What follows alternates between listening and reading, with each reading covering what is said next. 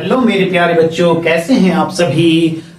I hope आप सभी अच्छे होंगे, मस्त होंगे, जबरदस्त होंगे, तंदुरुस्त होंगे। आपका बेहतरीन सेशन स्टार मोम एकेडमी में आपका स्वागत है। मैं एम के सर आपका मोस्ट वेलकम करता हूं। तो बच्चों, आज जो है रसायन विज्ञान से संबंधित सेकंड चैप्टर जिसका नाम है आम्ल, क्षार एवं लवण, जिसको इंग्लिश में एसिड्स, बेस एंड सॉल्ट कहते हैं। तो बच्चों, हम देखेंगे कि क्या होता है अम्ल, क्या होता है क्षार, क्या होता है लवण, उसके एग्जाम्पल जानेंगे। बच्चों, ये 100% आना ही पेपर में तय है।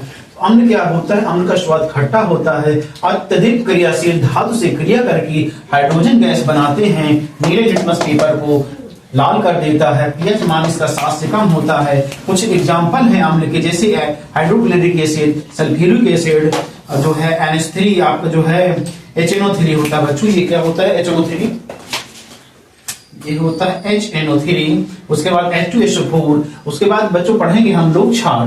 तो जल में घुलनशील होते हैं, स्पर्श करने पर साबुन की तरह व्यवहार करते हैं। इनका स्वाद जो है कड़वा होता है। पीएच मान 7 से अधिक होता है। लाल लिटमस पेपर को जो नीला कर देता उदाहरण है जैसे NaOH, KaOH और CaOH का होल्ड पाइस। उसके बाद देखते हैं बच्चों लवण। लवण क्या होता है? जब अम्ल और क्षार, यानी जब अम्ल एवं क्षार उदासीनीकरण द्वारा जो है इसका निर्माण करते हैं, लवण का निर्माण करते हैं। कुछ एग्जांपल्स देखेंगे लवण के, जैसे NaCl, Na2CO3, CaSO4, KNO3 जैसे एग्जांपल हैं।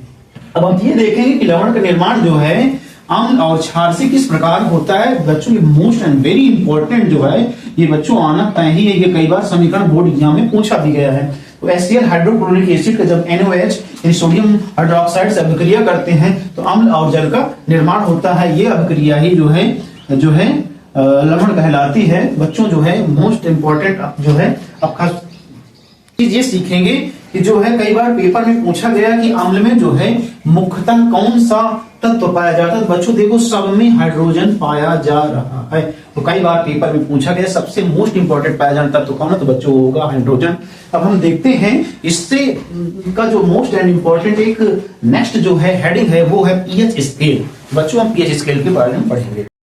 तो बच्चों, जो मोस्ट एंड वेरी इंपॉर्टेंट है वो है पीएच स्केल। कई बार ये है पेपर में पूछा गया, फुल फॉर्म भी पूछ लेता, पोटेंशियल ऑफ हाइड्रोजन या जो है पावर ऑफ हाइड्रोजन करके है। पीएच स्केल की खोज जो है सोरेनसन नामक वैज्ञानिक ने की थी। तो उन्होंने क्या किया था, 0 से लेकर 14 तक के नंबर जो है एक स्केल रूप में ले लिए थे और उसमें उन्होंने दर्शाया कि जिसका पीएच मान 7 से अधिक होगा वो आपका जो है क्षार होगा। और उससे जो है उसके बाद जो है जिसका पीएच मान 7 से कम होगा वो आपका जो है अम्ल होगा। जिसका पीएच मान 7 से अधिक होगा वो क्षार होगा। जिसका पीएच मान 7 से कम होगा वो अम्ल होगा। और जिसका पीएच मान 7 होगा वो तत्व या जो है वो आपका तत्व जो है, कहने का मतलब तत्व या यौगिक वो उदासीन होगा।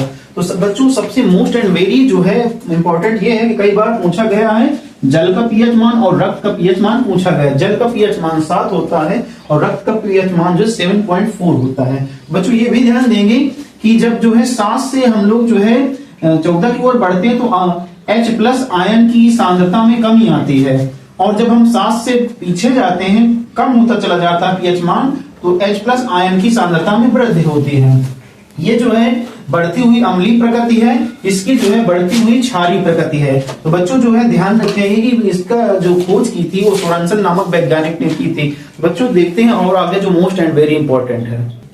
तो बच्चों, जो कक्षा 10 में जो है महत्वपूर्ण यौगिक पूछे जाते हैं, केवल जो है मोस्टली हमने देखा कि 4 से 5 यौगिक पूछे जाते हैं, जिनका हमने केवल और केवल क्या किया है, रासायनिक सूत्र ही लिखा है। हम यहाँ पे एक चार्ट देंगे जिसके द्वारा है आप जो है उस चार्ट को देखेंगे और सारे यौगिकों को याद कर लेंगे। मोस्ट एंड वेरी इंपॉर्टेंट उसमें यौगिक दिए गए हैं। पहला देखो लिखा Na2CO3 × 10H2। बच्चों, ये धावन सोडा है जिसको बोलते हैं सोडियम कार्बोनेट। फिर उसके बाद CaOCl2, इसे बोलते हैं कैल्शियम ऑक्सीक्लोराइड, ये आपका विरंजक चूर्ण है। इसके बाद NaHCO3, इसे बोलते हैं खाने वाला सोडा या बेकिंग सोडा कहते हैं। इसके बाद कई बार पेपर में पूछा गया है पीओपी का जो है फुल नाम और इसका जो है रासायनिक सूत्र, तो इसे बोलते हैं प्लास्टर ऑफ पेरिस। सूत्र होता है CaSO4 × ½ H2O।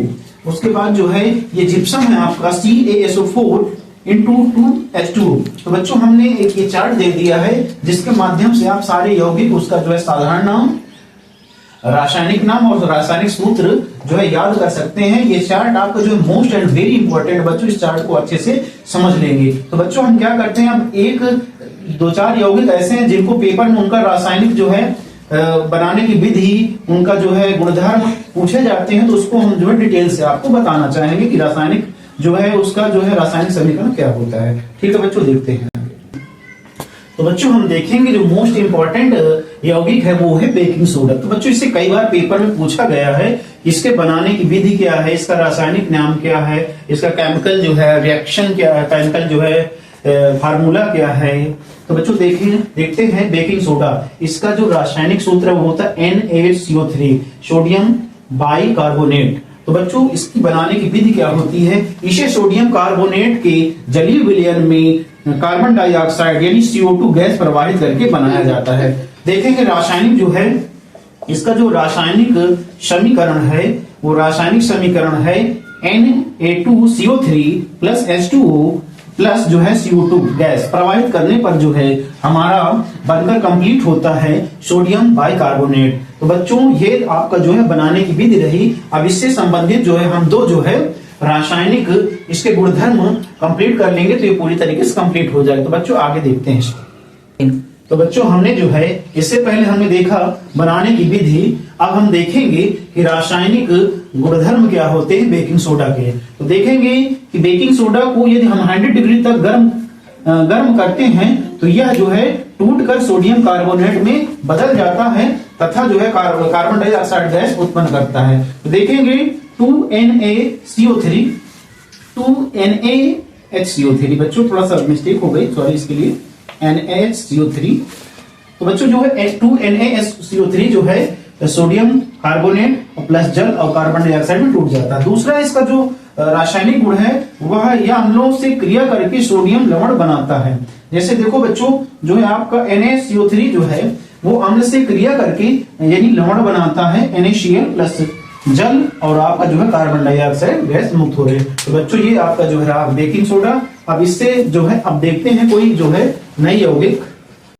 तो बच्चों हम देखेंगे जो अगला यौगिक है वो आपका है विरंजक चूर्ण। विरंजक चूर्ण को जो है इसी को जो है बोलते हैं कैल्शियम ऑक्सीक्लोराइड। इसका जो है कई जगह पे जो है लिखा होता CaOCl2 और काफी जगह पे देखा गया लिखा होता CaOCl और उसके बाद जो है पुस्तक बंद करने के बाद Cl लिखा होता है। इसका मतलब एक ही होता है। बच्चों देखेंगे बनाने की विधि क्या है, शुष्क बुझा हुआ चूना यानी CaOH का होल ट्वाइस पर यदि हम क्लोरीन गैस की जो है क्रिया करते हैं तो विरंजक चूर्ण का निर्माण होता है। इसको रासायनिक समीकरण द्वारा देखते हैं CaOH का whole twice plus Cl2 CaOCl2 plus H2O। तो बच्चों जो है ये आपका रासायनिक समीकरण है बनाने का।